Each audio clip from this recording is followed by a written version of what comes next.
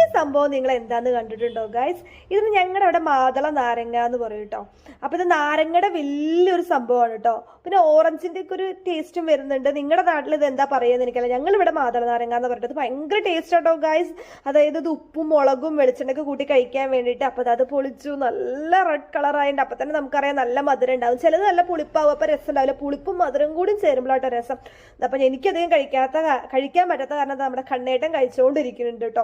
അപ്പൊ അവൻ കഴിക്കുമ്പോൾ തന്നെ എൻ്റെ വായിൽ വെള്ളം ഊർന്നു ഗൈസ്. ഞാൻ 1-2 പീസൊക്കെ കഴിച്ചു കേട്ടോ, കഴിക്കാൻ പാടില്ലെങ്കിലും. പിന്നെ അക്കൂനും ഭയങ്കര ഇഷ്ടമാണ്. ഇത് വീട്ടിലെ കണ്ണേട്ടനും അക്കൂനും അമ്മയ്ക്കും അച്ഛനും ഒക്കെ ഇഷ്ടമാണ്. അമ്മ അത്ര കഴിക്കില്ല, പക്ഷെ ബാക്കിയുള്ളവർക്കൊക്കെ ഇഷ്ടമാണ്.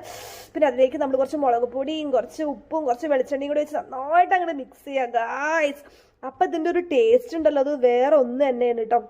എനിക്കിപ്പോൾ എഡിറ്റ് ചെയ്തിട്ടല്ല, ഇത് എനിക്ക് വോയിസ് ഓവർ കൊടുക്കുമ്പോൾ ഭയങ്കരമായിട്ട് വായിൽ വെള്ളം വരുന്നു ഗൈസ്. എനിക്കിതൊന്നും കഴിച്ചുകൂടാ, എന്താ ചെയ്യാലേ.